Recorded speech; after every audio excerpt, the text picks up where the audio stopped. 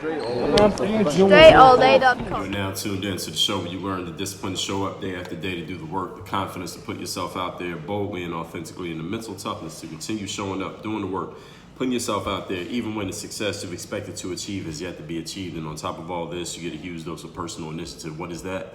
That is the go-getter energy that moves any one of us, including yourself, to go and make things happen instead of waiting for things to happen. Then we put all this together into one bundle, one package, one mindset, one method, one philosophy, one book, one show, one daily masterclass that is called Work on Your Game. My name is Dre Baldwin, also known as Dre All Day, and welcome to the show. And today's topic is how to be interesting.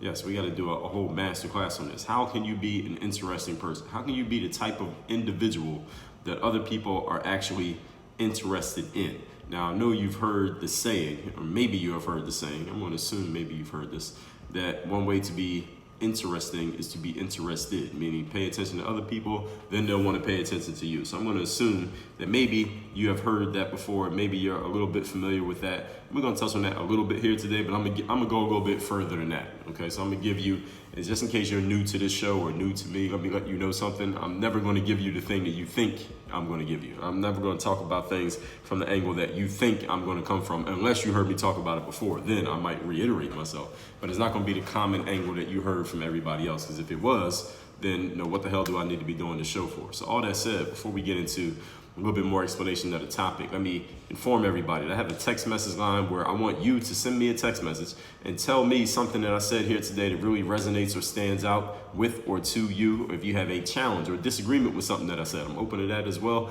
Text me with that. And even if you don't have anything to say specifically about this episode, but you just want to get my daily motivation text messages that I send out every day, and anybody who gets them can co-sign these, my number is 305-384-6894. Once again, 305-384-6894. Just send a text to that number, say hello, introduce yourself. I'll reply. I'll get you in my community. You can add me to your phone and you'll get my daily motivation text every day, if nothing else. And you'll always be able to communicate with me if you ever want to respond to anything that you hear on this show or see in my videos, or you have a question, or even something I send in one of those daily motivation texts might spring a thought in your mind. So all that said, today's topic, let's get a definition of this word that we're talking about here, the word being interesting. The definition of this word is arousing curiosity or interest, holding or catching the attention.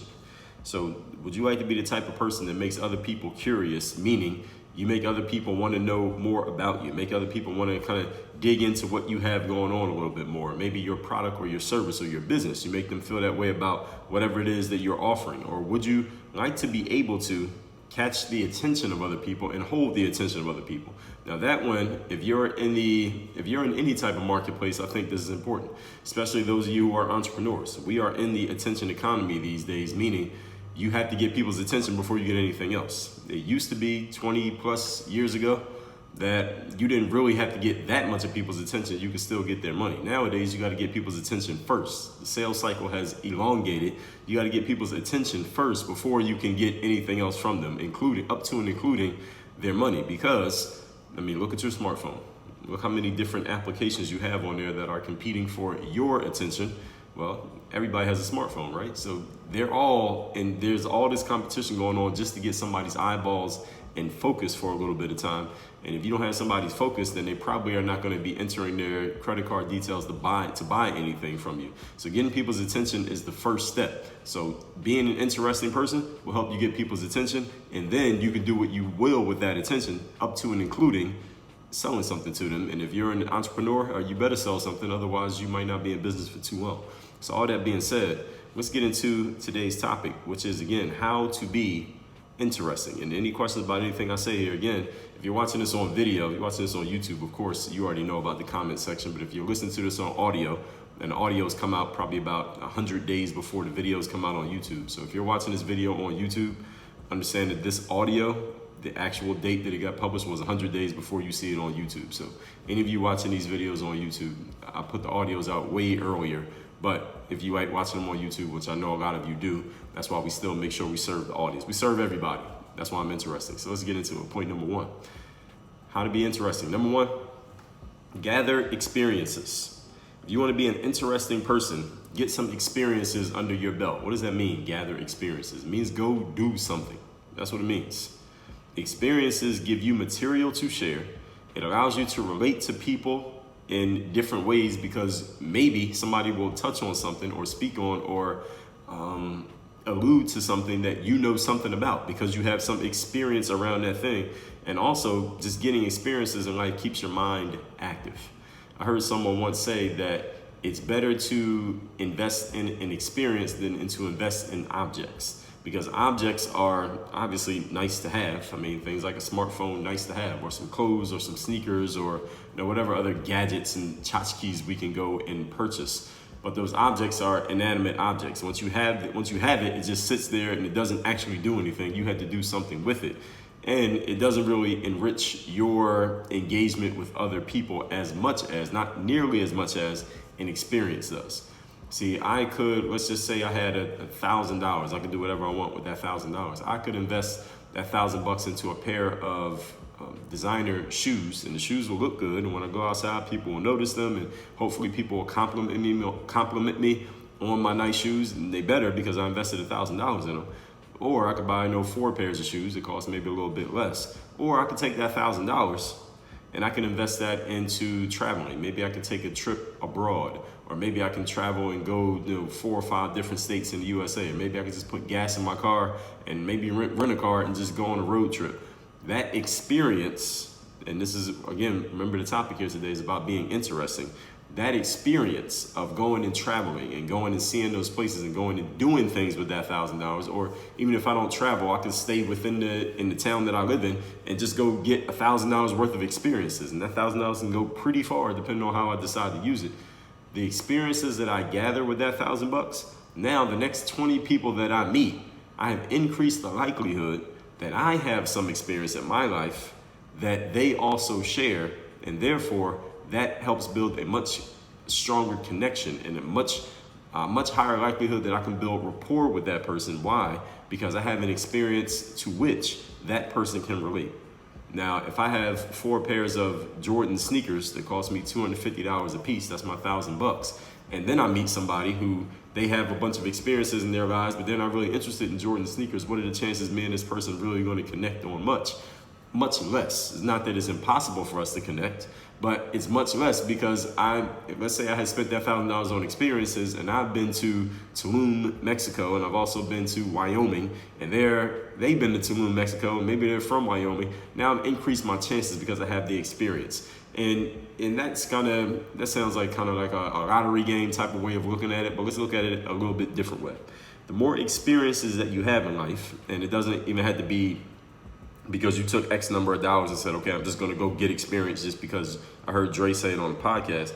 It's also because the more experiences you gather, the more things that you go do and get experiences, the more ways that you give yourself options to be able to relate to another person. So even if you haven't done exactly what they've done, even if you haven't been to the places that they've been, maybe you've done something that is parallel. You've been somewhere that's kind of similar, or whatever they experienced in the place they went, you experienced something in the place that you went. So then when they hear you share yours, they'll notice unconsciously, okay, this person has been places as well. Maybe not the same places as me, but they've been places. So maybe we have some similar values. I go and do things, that person is thinking, this person goes and does things. As opposed to looking at somebody and saying, okay, well, they just go buy objects. I don't really buy objects, but I do go get experiences.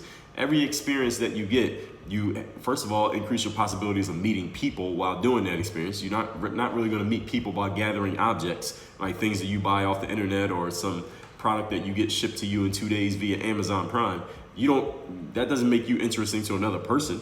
Maybe it's cool that you have it, and maybe you can show it off on your social media or something like that, but it's not an experience. Every experience means you have actually done something. And the value of life is not in objects gathered, but in experiences experienced. When a person gets to the end of their life, what makes somebody's life rich is not that they have a whole bunch of stuff. Is that they know people, they have people who know, like, and trust them, is that they have done things, they have been places, they have seen the world, they have seen life. I mean, which one would you rather do if you really thought about it? Would you rather stay exactly where you are, I mean, geographically in your life, your entire life, and have a whole bunch of objects? Or would you maybe take about half of those objects, instead of taking all of them, take about 50% of those objects And then with that other 50% investment of time, money, attention, energy, focus, go and actually do stuff. Go see places, go meet different people, go do things that you otherwise would never do. Go and experience things that other people who also never leave the town that you're in would never know about, would never see, and never have any knowledge of because they've never been there. They've never done it. Which one would you rather do? Which one would make your life more rich? Which one would make you more interesting to a random person that you met who's from a random place is not the same place as yours? Probably the experience. People can be impressed by the objects that you have acquired, or the money that you have, or that they think you have, or the car that you drive. Those things are all great. And it'd be amazing that we could get them all, right? But at the same time, the experiences make you more worldly. It makes your mind more open. It gives you, again, more things that you could possibly share and find connection through when you meet other people. And those are the things that overall, I believe, make people more valuable, which is why this is my first point here today. People who don't have experiences, even if they have a ton of things like objects, but they don't have experiences, they become pretty boring, because what are they going to share? I mean, if I took my $1,000 and I invested it in some clothes, I may have beautiful clothes and I may look good, but what can I really share with you? I mean, how much time can we spend talking about my sneakers? But if I take that $1,000 and I go to Vegas, or I go travel the world, or I go rent a car and go on a road trip, now I have a whole bunch of things are going to happen when I go get that experience that I can talk about for days, that those sneakers won't be able to provide the same source material, if you understand what I'm saying. So I'm the type of person who, listen, I enjoy objects as much as you do, but I'm also always looking for new experiences, and I'm open to experiences. Whenever I see a chance to get a new experience, I will do my best to try to get that experience. Might not always be able to do it, but I do my best to try to get as much out of that experience as I can, because every experience gives me more material to share. And being that I have positioned myself as someone who's putting out material every day, I need experiences so that I have something to draw from. I can't put out this material the way that I put it out if all my experience, quote unquote, is just looking at the internet and or gathering objects that I bought out of some catalog or purchased from somebody's sales funnels, or again got shipped to me 2 days Amazon Prime. I need to actually go out and do stuff and connect with other people, because that gives me more ways to relate to you, more ways to relate to them, and it just makes me a more interesting person because I have actually done things. And when you really think about it, when you meet people, what are you more interested in? I mean, actually, it depends on the type of people you meet. So this is maybe a trick question for some of you, depending on who your associations are. But when I meet people, I'll say this, they're much more interested in the things that I have done than in the things that I have. And most of the things that I have, most of the people that you meet, they're not going to know about what you have unless they can see it, unless you have it right there in front of you. Maybe they'll see the car that you pull up in and they see the clothes that you have on. But I mean, eventually they taking that in. There's not much else they can say about it. Really, they want to know about who you are. What have you done? Where have you been? Where are you from? What's the last thing that you did? Isn't that usually what good conversation comes from? Is from people sharing experiences and finding connection through those experiences. That's what makes you interesting. I've been to this place. I've done this thing. I know this person. Those are all experiences. Those are not objects. Point number 2. Today's topic, once again, is how to be interesting. Continually learn new stuff. And listen to, if you read between the lines, what I just said there, from what I said on point number 1, which is get experiences. Learning a new thing is an experience in itself. Even if you learned just by reading a book, even if you learned just by subscribing to somebody's YouTube channel, it's an experience. Why? Because there's a change going on in your mind. Learning is an alteration of what's going on in your brain. Learning keeps your mind malleable and flexible and open to new ideas. People who are learners, who consider themselves learners, meaning they do not consider what they already know to be all they need to know. They know that there's more that they can know, and they're open to listening and hearing new stuff. They are forever curious. And curiosity in itself as a trait is interesting, because a curious person is open to learning rather than thinking that they already know. Have you ever, I was just talking to someone a few days ago from when I'm recording this, who basically, they were telling me how their ideas and the things that they think to this point, they're pretty much decided that's pretty much all they want to know. They're not really interested in learning new things. This person was telling me they're not really that open to reading. They don't really like reading and stuff like that. This is what they said. These were their words. And they weren't really open to learning. I mean, you can't learn anything if you're not taking anything in. And they weren't really interested in talking to people who didn't have a similar worldview to how they were. Now, this person is an older person. And I understand that sometimes when people get older, I'm talking this person was like over the age of 60. When people get into that age range, sometimes, not all of them, definitely not all of them. And I know some who are definitely exceptions to what I'm about to say. Some of them get into a position where they get stuck in their ways. And stuck in their ways is just a person who has their beliefs, they have their views, they have their way of seeing the world, and they are not interested in consuming or engaging with anything that does not agree with that view of the world, that does not agree with their beliefs. And this is okay. We don't need to be mad at these people. There's nothing wrong with them. This is the way that they choose to live, is their life. All right, you have yours, they have theirs. They can see things however they wish. And it's not always somebody who's so old. It's not even about age, really. There's people who are 20 years old who right now are listening to this, and you have some beliefs and some views of the world that are never going to change. You're going to live till you're 85, and for the next 65 years, you're not going to change anything that you think because you are not open to continually learning new things. And by the time you're 25 right now, you're already not that interesting. And by the time you get to 30, you're not going to be interesting at all because there's not going to be anything new about you. So the people who are around you, what's the value that they can get from you? I mean, you're not bringing anything new to the table. They learned everything they need to know about you 5 years ago because nothing's changed, right? Because you're not continually learning. Human beings become old, quote unquote old, when we stop learning and growing, and then we become rigid first in our minds, and then what follows is we become rigid in our bodies, and then we become rigid in spirit. So old is not about how many candles are on your birthday cake. Old is about how open is your mind to learning new things. People who keep their minds open to learning new things can stay mentally young, even though societally people might call them old. You might be 55 years old and your kids might think that you're old because you're 55. But if you keep your mind open to learning new things, you might even be younger spiritually than your kids are, because they might not be so open to learning new things based on the way they see the world. Now, hopefully you did your job as a parent to keep them as curious as you are. But curiosity keeps people young, because curiosity keeps the mind open, malleable, and flowing. It's just like a flowing river, a mind that is constantly learning. When a river is constantly, if any of you does any hiking or you are near a river, I mean a river that's a flowing river where you can see the waves going consistently. When a river is flowing, usually that water is pretty clean. That water is pretty, what's the word? That water is pretty pure.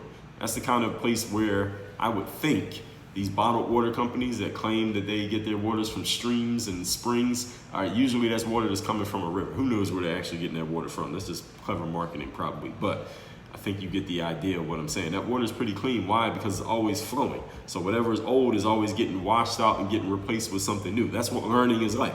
It's always flowing. It's always something new. There's always something replaced. There's always some new thing replacing the old thing. When people stop learning, their mind is not like a river anymore that is flowing consistently. It becomes like this dirty, muddy pond or this dirty, muddy lake where there's no water flowing in, there's no water flowing out. So the water becomes really dirty and really dark. You can't see what's inside of there. There's probably some alligators in there waiting to kill you. If you get in and you don't even know what's going on, that water can't get cleaned out or replenished because there is no flow. There has to be a flow to anything in order for the old stuff to get washed out and the new stuff to come in. If you even think about your body, any of you who knows anything about health and nutrition, you don't have to even know a lot to understand that water is very important. Why is water so important? Because when we drink water, what does it do? It flushes out. Right? If you drink a whole lot of water, then you're going to be going to the bathroom urinating a lot. Why? Because it's flushing out the toxins. It's flushing out any of the bad stuff that your body doesn't need. It helps your digestion. It helps flow out. It helps get rid of, if you're drinking a good amount of water and you have good health, you flush out the old cells in your body that have died off, and then new cells get to take their place. But if you don't have any flow in your body, If your body is constipated, if you're not able to digest properly, or you don't have there's just no flow in your system inside of your entire body, what happens? Then you start to get all these dead cells in your body. You have all this dead tissue in your body, all this stuff in your body that needs to be flushed out, but it can't get flushed out because you're not doing the things to help your body flush that system, or maybe it's something in your body that is not allowing it to flush the way that it needs to. There's some type of malfunction going on in there. Then that's when we get sick, right? That's when we get health problems. It's when you have to go to the hospital and it's costing you more money than it would have cost you to maybe do some prevention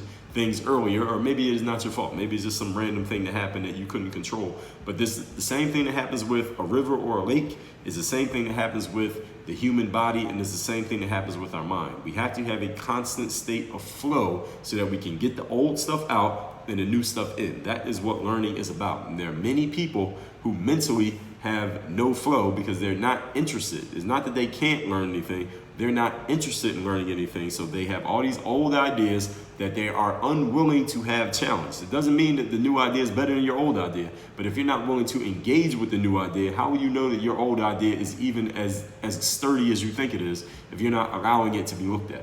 It's similar to just recently here in the summer of 2021 down here in South Florida. Many of you probably heard about the building that collapsed in the middle of the night in Surfside, which is in Miami Beach. And one of the issue with the building, at least as of the information that we have up to this day, is that building had been built in the early 80s. It doesn't necessarily mean just because it was built in the 80s doesn't mean it is just going to collapse. There are buildings that are older than that are still standing and just fine. But the building hadn't been properly inspected, and or it had been inspected, and some of the alarming notes about the inspection just hadn't been heeded strongly enough, and then the building fell apart. The building collapsed because maybe there were some parts to the building that needed to be looked at, some parts of the structural design of the building needed to be looked at that weren't paid enough attention to.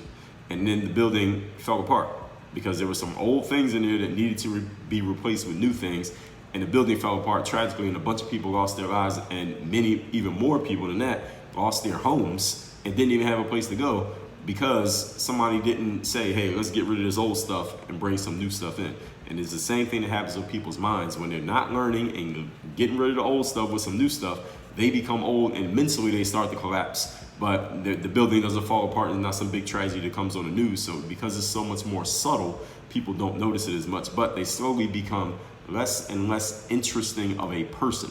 So any of you know someone, maybe you've known them for a long time, and the last time you talked to them, you were just thinking to yourself as you were in the middle of this excruciating conversation with a bunch of awkward silences, you're like, this person's just not interesting anymore. You ever talk to somebody like that you know them, maybe even like them, maybe even love them, and you've had a relationship with them for a long time, but it's hard to have a conversation with them because it's just not interesting? Why are they not interesting? Probably because they're violating these first 2 points I've given you here today. They are not gathering any new experiences, they don't do anything, and they're not learning anything new. So even if a person is physically not interested or incapable of doing things, like let's say somebody's 75, 80 years old, maybe they can't move around and travel as much as they did when they were 25 and 35, but anybody can read a book. Anybody can watch a YouTube video. Anyone can have a conversation with someone that might be able to teach them something new. So what happens when people become less interesting, and let's be clear, I know people who are under the age of 40 who are not interesting. Why? Because they don't do anything and they don't learn anything. They have their set of ideas and their set of beliefs, and they don't want to hear anything different, and that's just who they choose to be. And they become very, very uninteresting as a person. And this is how you could find yourself growing apart from other people, because they are making these choices or non-choices that lead them to becoming less interesting and just not worth it for you to engage with anymore. And when you recognize this, is your job recognizing and respecting the law of association that you may need to disassociate from this individual. We talked about the law of association in episode 1880 just a few weeks ago. And we also talked about how you may grow apart from other people in life simply because not everybody advances at the same pace in life. And again, there's nothing wrong with other people choosing or by indecision not choosing to advance forward in life, but you just have to respect, again, the law of association and disassociate from those people. Episode number 1501, I told you how to grow and evolve with the time. And in episode 1241, I told you a key growth principle is being coachable. And some people are not, and being coachable doesn't mean you need to have a coach. Being coachable means your mind is open to the fact that what you know may not be the best information, and everything you know might not be everything there is to know. That's what coachable means. Coachable just means I know that I don't know everything. And I know that even the things that I think I'm right at, I might not be as right as somebody else is. That's what being coachable means. Just open to the fact that you're not a genius and you are not all knowing. Point number 3. Today's topic, once again, is how to be interesting. Get good at asking open-ended questions. Now, this is the interesting thing when it comes to engagement with other people. Asking open-ended questions. This is how you can be interested. Like we talked about at the beginning of this episode, that many of you may have heard the saying, one way to be interesting is to be interested, right? So this is what I mean when I say being interested, asking open-ended questions of other people. When you ask someone else an open-ended question, such as, what was it like to go through that experience? Or tell me a little bit about your career and how you've gotten to this point over the last 10 years. Those are open-ended questions. An open-ended question is a question that is not a yes or no. It's not something someone can answer in just one word or one phrase.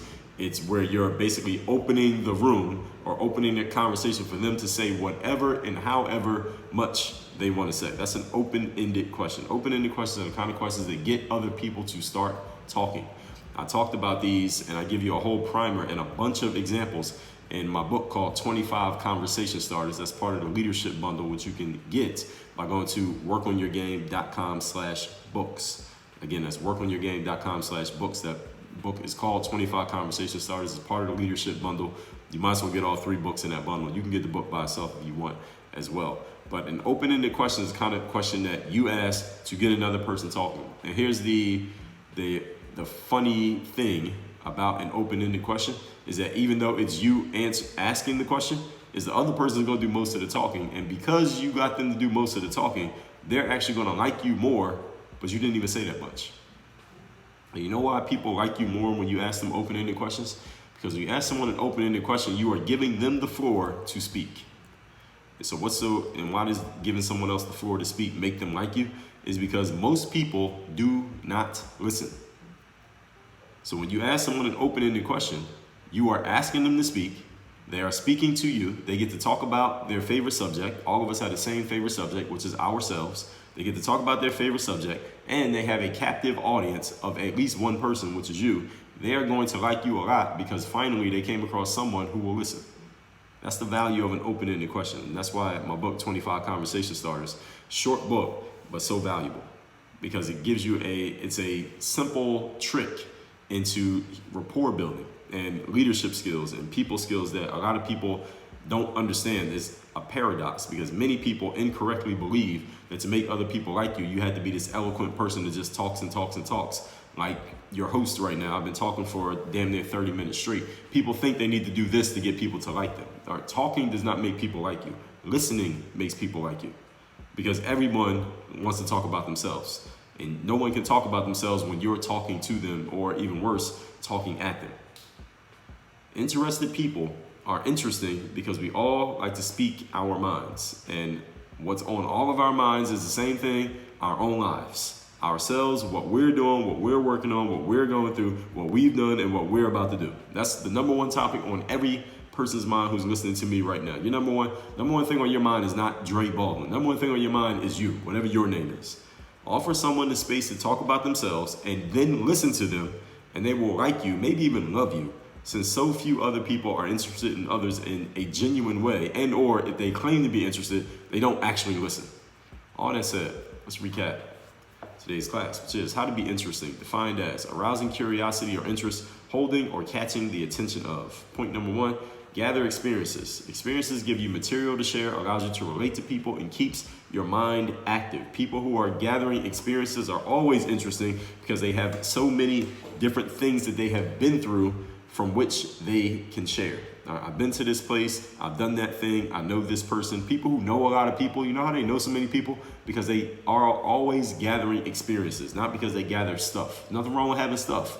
Make sure you gather the experiences in the process of getting that stuff. Point number 2, continually learn new things. Learning keeps the mind malleable, flexible, and open to new ideas. Or actually, you have to be open to new ideas to learn. If you're not open to new ideas, there's no way you can ever learn anything. So don't become a person who is so stuck in your mindset and stuck in your beliefs that you don't think you need to learn anything, or you think whatever you know just must be right. There's always new information replacing the old.